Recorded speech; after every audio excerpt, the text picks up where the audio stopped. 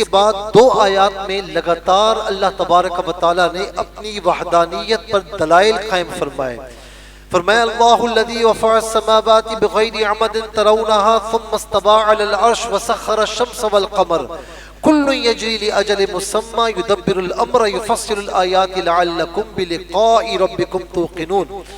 اللہ ہے جس نے آسمانوں کو بلند کیا ستونوں کے تم دیکھو، پھر عرش پر استوا فرمایا جیسا اس کی شان کے لائق ہے. سورج اور چاند کو مسخر فرمایا، ہر ایک ٹھہرائے ہوئے وعدے تک چلتا ہے. اللہ کام کی تدبیر فرماتا ہے اور مفصل نشانیاں وہ دکھاتا ہے تاکہ تم ایمان لاؤ، تم یقین رکھو. اگلی آیت میں آپ دیکھیں وَهُوَ الَّذِي مَدَّ الْأَرْضَ وَجَعَلَ فِيهَا رواسي وانهارا ومن كل الثمرات جعل فيها زوجين اثنين يغشي الليل النهار ان في ذلك لآيات لقوم يتفكرون. اور وہی ہے جس نے زمین کو پھیلایا اور اس میں جو ہے وہ فرمایا کہ لنگر ڈالے، یعنی رواسیہ وجعلنا فيها رواسیہ. اب اس سے مراد کیا ہے؟ یعنی اس سے مراد جو ہے وہ یہ بھی ہو سکتا ہے کہ اللہ تبارک و تعالیٰ نے یہاں پر لنگر سے مراد یا تو پہاڑ ہیں یا پھر جو زمین میں سکونت اختیار کرتے ہیں تو زمین کو ٹھہراؤ ہوتا ہے. وَأَنْهَارًا، اور فرمایا کہ نہریں بنائی تمہارے لیے. اور اس کے بعد فرمایا کہ زمین میں قسم قسم کے جو پھل ہیں دو دو طرح کے بنائے، یعنی ہر ایک پھل کا ہر چیز کا ہم نے جوڑا بنایا. اور فرمایا کہ یغشی اللیل النہار، رات سے دن کو چھپا لیتا ہے. تو یہ کیوں ہم نے بتایا؟ فرمایا کہ ان فی ذلک لآیات لقوم یتفکرون، بے شک اس میں نشانیاں ہیں اس قوم کے لیے جو تفکر حاصل کرے. تو یہاں آپ دیکھیں کہ کوئی ایسا ہے یہ جو خدائی کے یہ جو دوسروں کی پوجا کرتے ہیں، بتوں کی پوجا کرتے ہیں یا اور چیزوں کی پوجا کرتے ہیں، ان سے کہیے کہ جن خداؤں کی تم پوجا کرتے ہو کیا تم اس سے کہہ سکتے ہو کہ ایسا آسمان بناؤ جو بغیر ستون کے ہو اور جس نے پوری کائنات پر سائبان کیا ہوا ہو. سورج اور چاند جو ہے وہ بنا کر دکھا دو کہ جو ایک حکم کے تابع ہو کر چلتے ہیں. زمین کا پھیلاؤ اور اس میں پہاڑوں کو لنگر کی طرح قائم رکھنا، یہ ذرا کر کے بتا دو. دریاؤں کی روانی، نظام لیل و نہار، طرح طرح کے پھل، انگوروں کھجور کے باغات اور امور کائنات کی تدبیر وغیرہ ذرا کسی اور سے کروا کے بتا دو. یاد رکھنا کہ یہ سارا ایک نظام کے تحت ہے، اور ایک نظام کے تحت ہونا یہ اس بات کی دلیل ہے کہ ایک اللہ ہے جو پوری کائنات کا نظام چلا رہا ہے. پھر آیت نمبر 8 میں اللہ تبارک و تعالی نے آگے چل کر ذکر فرمایا کہ اللہ یعلم ما تحمل انثى تحمل كل انثى وما تغيض الارحام وما تزداد وكل شيء عنده بمقدار. اللہ جانتا ہے جو کچھ کسی مادہ کے پیٹ میں ہے اور پیٹ جو کچھ گھٹتے اور بڑھتے ہیں، اور ہر چیز اس کے اندازے کے مطابق ہے. فرمایا کہ اللہ ہر مادہ کے حمل اور رحم کے حالات کو جانتا ہے، اس کے نزدیک ہر چیز کا اندازہ ہے. یعنی یہاں پر اس بات کی طرف اشارہ کیا گیا کہ ذرا سا سوچئے کہ پیٹ کے اندر کیا ہے. آج الٹرا ساؤنڈ کی مشینز ہیں، وہ بعض اوقات بتا دیتی ہیں لیکن ہمیشہ وہ سچ نہیں نکلتا. کبھی کہتے کچھ ہے ہوتا کچھ ہے. لیکن اللہ تعالیٰ یقینی طور پر جانتا ہے کہ کس مادہ کے پیٹ میں کیا ہے اور اسے کب دنیا میں آنا ہے، اسے کب جو ہے وہ لڑکپن اور پھر ہوتا ہوا جوان، پھر اس کی موت کب ہوگی، کیا خوشی ملے گی، کیا غم ملے گا. یہ ساری چیزیں رب تعالیٰ اس بات کو یقینی طور پر جانتا ہے. اور فرمایا آیت نمبر 9 اور 10 میں فرمایا کہ اللہ ہر پوشیدہ اور ظاہر چیز کو آہستہ سرگوشیوں اور بلند آواز کو، یعنی تم کوئی بھی عمل کرو، چاہے وہ ظاہری عمل ہو، چاہے وہ باطنی عمل ہو، یا پھر چاہے تم سرگوشیوں میں کسی سے بات کرو، چاہے بلند آواز سے. فرمایا کہ عالم الغیب والشہادۃ الکبیر المتعال، ہر چھپے اور کھلے کا جاننے والا ہے، سب سے بڑا بلندی والا ہے. پھر آیت نمبر 11 میں قوموں کی سربلندی کا راز بتایا کہ فرمایا کہ ان اللہ لا یغیر ما بقوم حتی یغیروا ما بانفسہم وَإِذَا أَرَادَ اللَّهُ بِقَوْمٍ سُوءًا فَلَا مَرَدَّ لَهُ وَمَا لَهُم مِّن دُونِهِ مِن وَالٍ. فرمایا کہ بے شک اللہ تعالیٰ کسی قوم سے اپنی نعمت نہیں بدلتا جب تک وہ خود اپنی حالت کو نہ بدلیں، اور جب اللہ کسی قوم سے برائی کا ارادہ فرما لے تو پھر وہ پھر نہیں سکتی، اور فرمایا کہ ان کا کوئی حمایتی نہیں ہو سکتا۔ اگر وہ کسی کے ساتھ ارادہ فرما لے تو کوئی اسے روک نہیں سکتا۔ تو فرمایا کہ جب کوئی خود کو بدلتا ہے نا، آج ہم دیکھیں نا بیٹھے باتیں کرتے ہیں کہ آج کل دیکھیں حالات کتنے خراب ہو چکے ہیں، بیٹھے باتیں کر رہے ہوتے ہیں، حالات کتنے خراب ہیں، مہنگائی کتنی ہے، آج دیکھیں کہ کوئی کسی کا خیال نہیں رکھتا، پھر ذرا سا اوپر جاتے ہیں تو گورنمنٹ پر آ جاتے ہیں، گورنمنٹ کتنی خراب ہے، حکومت کتنی خراب ہے، گورنمنٹ یہ ساری چیزیں بیان کرنے سے پہلے ذرا سوچیں کہ ہم کتنے صحیح ہیں۔ کیا ہم نے بحیثیت انفرادیت کے اپنے آپ کو بدلا ہے؟ کوئی دکاندار ہے تو وہ ذخیرہ اندوزی کر رہا ہے، کوئی دوائیوں کا میڈیسن کا کام کرتا ہے تو وہ بھی ذخیرہ اندوزی کر رہا ہے کہ بعد میں ریٹ بڑھیں گے تو بیچوں گا، کوئی کپڑے کی خرید و فروخت کرتا ہے تو وہ رمضانوں سے پہلے ذخیرہ کر کے کہ ریٹ بڑھیں گے تو اس کو مہنگے داموں بیچوں گا، کوئی مونوپولی کر کے اس طرح کر لیتا ہے کہ جی اسی کے پاس وہ چیز ملتی ہے اور وہ اپنے منہ مانگی دام جو ہے وصول کرتا ہے۔ پھر آپ یہ دیکھ لیں کہ سبزی والا ہو یا فروٹ والا ہو یا دودھ والا ہو یا گوشت والا ہو یا مرغی والا ہو، ہر ایک اپنے اپنے انداز سے کیا کر رہا ہے۔ آپ بھی جو کام کر رہے ہیں وہ کیا کر رہے ہیں، ذرا سوچیے، اگر اچھا کر رہے ہیں تو بہت اچھی بات ہے، لیکن ہر کوئی اپنے اپنے اعتبار سے نا اپنے آپ کو بدلنے کے لیے تیار نہیں ہے اور دوسروں کو بدلنے کے لیے تیار ہے۔ اپنے آپ کو بدلو، جب آپ بدلیں گے تو آپ کا گھرانہ بدلے گا، جب آپ کا گھر بدلے گا تو آپ کا محلہ بدلے گا، آپ کا معاشرہ بدلے گا، آہستہ آہستہ اجتماعیت کے ساتھ یہ نیکیاں پھیلتی چلی جائیں گی۔ خود کو بدلنے کی کوشش کریں۔ فرمایا کہ وَإِذَا أَرَادَ اللَّهُ بِقَوْمٍ سُوءًا فَلَا مَرَدَّ لَهُ، کہ اس سے پہلے فرمایا کہ حالات تب بدلتے ہیں جب کوئی خود اپنے آپ کو بدلتا ہے، اور فرمایا کہ اگر وہ چاہے کسی کے ساتھ برائی کا ارادہ فرما لے تو پوری کائنات مل کر اسے روک نہیں سکتی۔ پھر اس کے بعد آیت نمبر 13 میں رعد کا ذکر ہے۔ اجسام فلکی یا بادلوں کی رگڑ سے جو آواز پیدا ہوتی ہے اس کو رعد کہتے ہیں، اور ایک حدیث کی روح سے رعد اس فرشتے کا نام ہے جو بادلوں کو چلانے پر مامور ہے، اس کا ذکر پہلے ہو چکا ہے۔ چنانچہ فرمایا کہ یہ معین فرشتہ اس کی حمد کے ساتھ تسبیح کرتا ہے اور باقی فرشتے بھی اس کے خوف سے حمد و تسبیح کرتے ہیں۔ یہ آیت نمبر 13 میں آپ دیکھیں اللہ رب العالمین کس طریقے سے فرما رہا ہے، وَيُسَبِّحُ الرَّعْدُ بِحَمْدِهِ وَالْمَلَائِكَةُ مِنْ خِيفَتِهِ وَيُرْسِلُ الصَّوَاعِقَ فَيُصِيبُ بِهَا مَن يَشَاءُ وَهُمْ يُجَادِلُونَ فِي اللَّهِ وَهُوَ شَدِيدُ الْمِحَالِ۔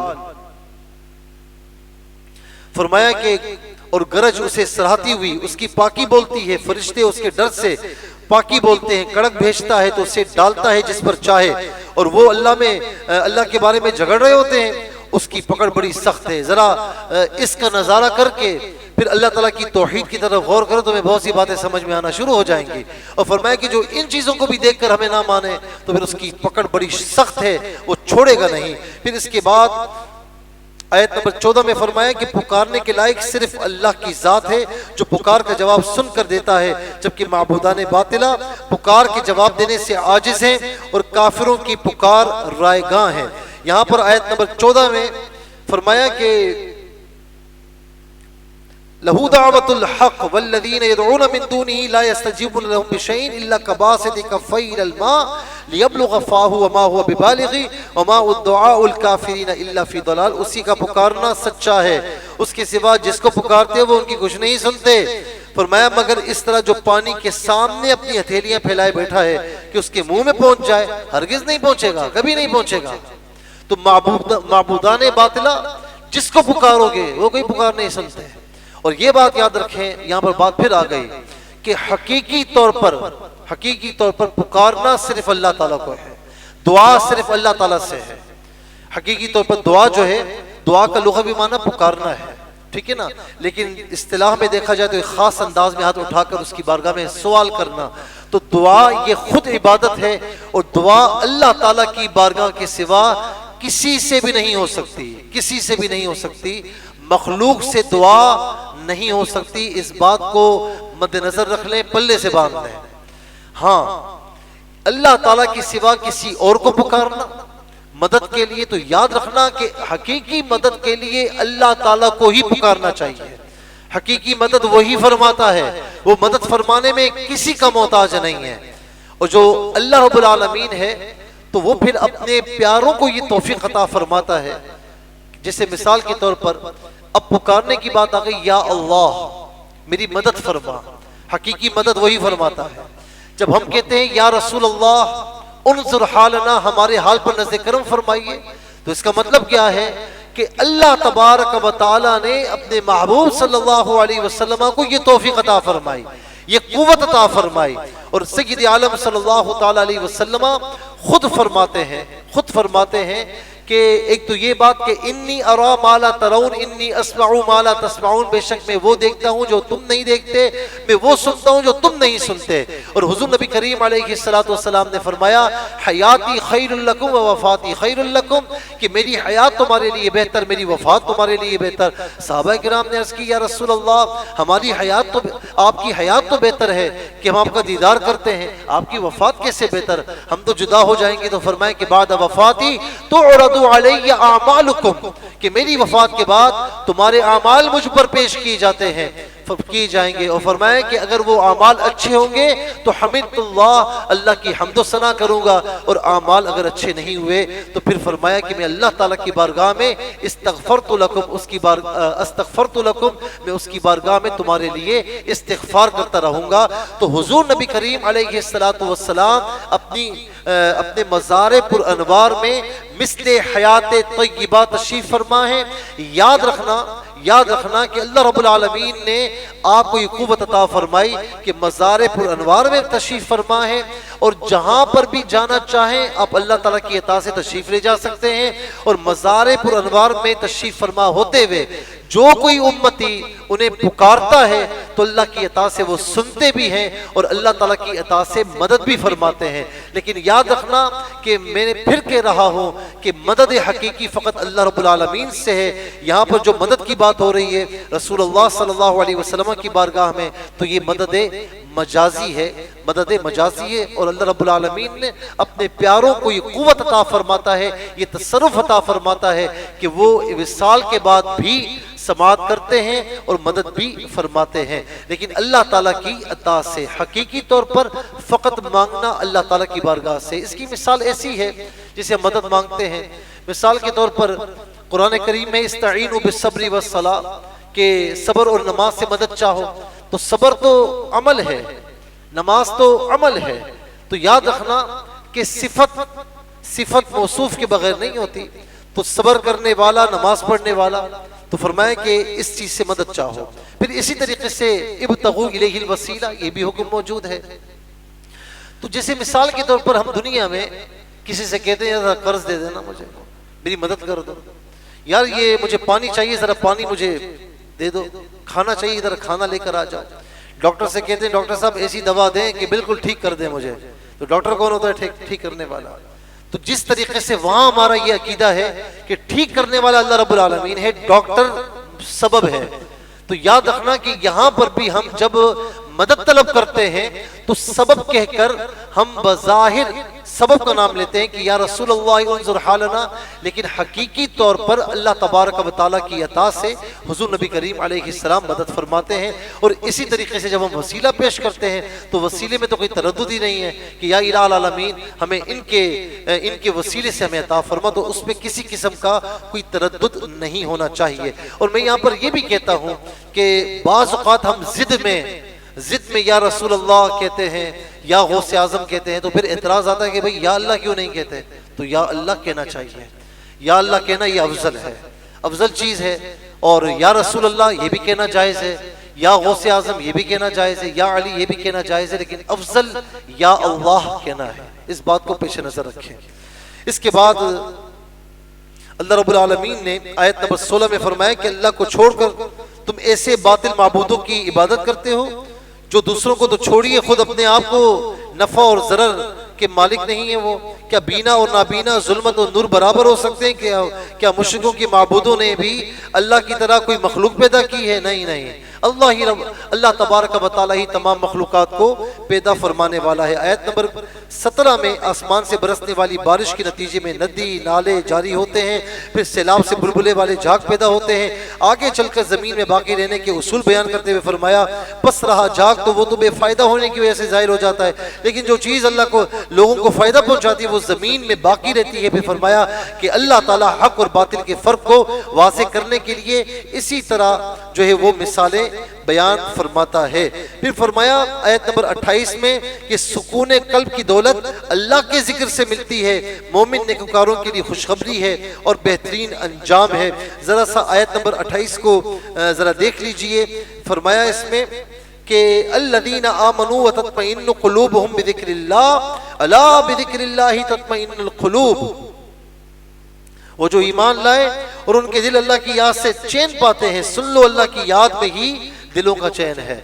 اللہ رب العالمین یہاں یہ فرما رہا ہے کہ اللہ کی یاد میں، اللہ کے ذکر میں دلوں کا چین ہے، لیکن ہم اپنے دلوں کا چین کسی اور کو بنائے بیٹھے ہیں، دنیاوی آسائشات کو، کبھی گھومنے پھرنے کو، کہیں اپنے آپ کو انٹرٹین کرنے کو. یہ ساری چیزوں میں اپنے تفریحات ڈھونڈ لی ہیں، اپنے دل کا سکون ڈھونڈ لیا ہے، لیکن کبھی سکون ملے گا نہیں.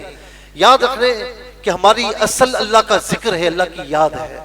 ہماری اصل حضور نبی کریم علیہ السلام کی اتباع ہے.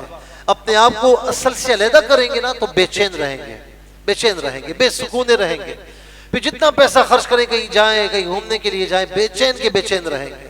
آج آپ دیکھ لیں کتنے لوگ ہیں کہ جن کے پاس سب کچھ ہے، دنیا گھومے ہوئے ہیں، لیکن چین نہیں ہے، سکون نہیں ہے. اچھا وہ اگر چین خریدنے کے لیے مارکیٹ میں جائیں کہ یار میں اتنی رقم خرچ کروں اور چین مجھے مل جائے، چین نہیں ملے گا. میرے پاس کتنے لوگ آتے ہیں ملینئرز ہیں، یعنی ان کے پاس کروڑوں اربوں ہیں.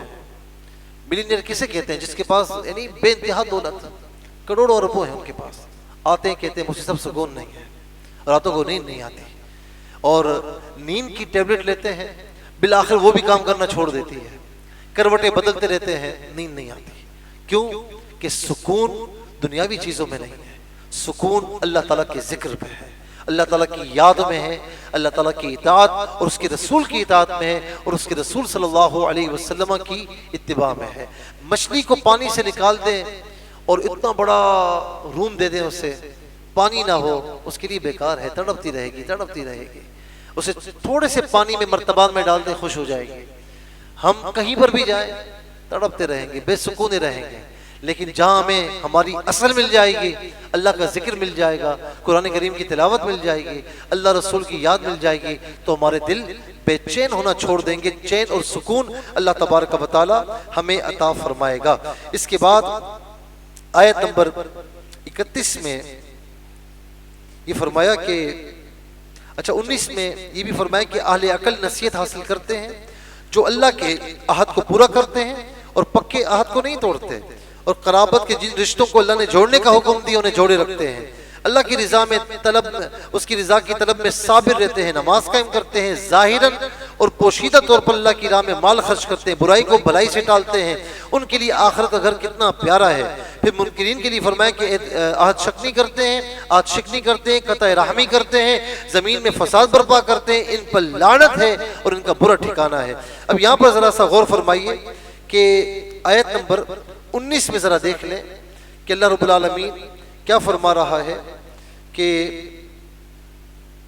فرمایا کہ وہ لوگ جو اہل عقل ہے نا، وہ ایک تو نصیحت حاصل کرتے ہیں اور پھر کبھی بھی وہ گویا کہ عہد کو نہیں توڑتے. والذین ینقضون عہد اللہ، 19 نہیں ہے بلکہ 25 ہے کہ عہد اللہ من بعد میثاقہ، اللہ تعالیٰ سے جو عہد کرتے ہیں پورا کرتے ہیں. لوگوں سے جو وعدہ کرتے ہیں وہ اللہ تعالیٰ سے ہی وعدہ کرنا ہے، پورا کرتے ہیں.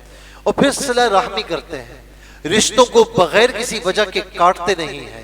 کسی مسلمان کے لیے جائز نہیں کہ اپنے مسلمان بھائی سے 3 روز سے زیادہ بغیر کسی عذر کے بات چیت بند رکھے اور قطع رحمی کرے. میرے مصطفیٰ علیہ السلام نے فرمایا کہ لا یرحم اللہ قوما فیہم قاطع رحم، اللہ تعالیٰ اس قوم پر رحمت نہیں فرماتا جس میں ایک بھی رشتوں کو قطع کرنے والا ہوتا ہے. اور فرمایا کہ یفسدون فی الارض، زمین میں جو ہے وہ پھر فساد برپا کرتے ہیں. تو فرمایا کہ ایسے لوگ جو ہے وہ یعنی کبھی بھی کامیاب نہیں ہوں گے اور ان کے لیے برا ٹھکانہ ہے. اور آیت نمبر 19 میں ایمان والوں کی تعریف کی تھی کہ ان کا تھا کہ وعدہ پورا کرتے ہیں، وعدہ توڑتے نہیں ہیں، اور صلہ رحمی کرتے ہیں۔ آیت نمبر 19 اور 20 میں صلہ رحمی کرتے ہیں، اپنے رب سے ڈرتے ہیں، اور یوم حساب میں بھی کھڑے ہونے سے ڈرتے ہیں۔ انہیں یہی ڈر ہوتا ہے کہ کہیں ایسا نہ ہو کہ ہماری کسی بات سے پکڑ ہو جائے۔ تو یہ نیک لوگوں کی نشانیاں بتائیں آیت نمبر 19 اور 20 میں، اور 25 میں اللہ تبارک و تعالیٰ نے کفار کی یا منافقین کی نشانیاں بیان فرمائیں۔ آیت نمبر 31 کی طرف آ جائیے۔ مشرکین مکہ کے ناروا مطالبات کا ذکر ہوا۔ وہ کہتے ہیں کہ کوئی ایسا قرآن ہوتا جس سے پہاڑ چل پڑتے، زمین پھٹ جاتی، مردے کلام کرتے۔ اب یہ دیکھیں ان کی عقل کہ کیا چیز مانگ رہے ہیں اور کیا چیز مانگنا چاہ رہے ہیں، کہ قرآن بھی ہو تو ایسا ہو کہ جس سے پہاڑ چل پڑے، زمین پھٹ جائے، مردے کلام کرنے لگے۔ تو اللہ رب العالمین نے فرمایا کہ یہ سب چیزیں اللہ تعالیٰ کے اختیار میں ہیں، اور یہ بھی فرمایا کہ مسلمان کافروں کی بےہودہ باتوں سے نا امید نہ ہو، انہیں ایمان نہیں لانا۔ ایمان لانا ہوتا تو اتنی چیزیں دیکھ کر، اتنے معجزات دیکھ کر، کھلی نشانیاں دیکھ کر یہ ایمان لے آتے ہیں۔ جب ایمان انہیں لانا ہی نہیں ہے تو ان کی باتوں پر دھیان نہ دے، جو بھی مطالبات کرتے ہیں چھوڑ دے۔ فرمایا کہ ہر چیز اللہ تعالیٰ کے اختیار میں۔ اگر اللہ کی مشیت اس میں ہوتی کہ سارے اطاعت گزار ہی بن جائیں تو وہ سب لوگوں کو ہدایت دے دیتا، لیکن اس کی حکمت ہے کہ اپنے اختیار سے نیکی کرنے والوں کو جزا دیتا ہے اور بدی کرنے والوں کو سزا دیتا ہے۔ پھر آیت نمبر 38 میں فرمایا کہ ہم نے آپ سے پہلے بھی رسول بھیجے، ان کی بیویاں بھی تھیں، بچے بھی تھے، اور آگے چل کر یہ بھی بتایا، کیونکہ یہ اعتراض کیا انہوں نے کہ بھائی اگر یہ رسول ہیں تو ان کی بیوی اور بچے یہ کیوں ہیں، کھاتے پیتے کیوں؟ یہ پرانے اعتراضات ہیں ان کے۔ تو فرمایا کہ یہ پہلے نبی نہیں ہیں، ان سے پہلے بھی جتنے نبی گزرے وہ انسانوں میں سے گزرے، جتنے رسول گزرے انسانوں میں سے گزرے، وہ بھی کھاتے پیتے تھے، ان کی بھی اولادیں تھیں، ان کی بھی بیویاں تھیں، تو کوئی نئی بات نہیں ہے۔ آگے چل کر یہ بھی بتایا کہ نبی محض کفار کی فرمائش پر نہیں بلکہ اللہ کے اذن سے معجزات پیش کرتے ہیں۔ یہ بالکل اخیر میں اللہ رب العالمین نے فرمایا کہ وہ کبھی بھی کسی کے کہنے پر اس طرح نہیں فرماتے جب تک اللہ تعالیٰ کا اذن نہیں ہوتا۔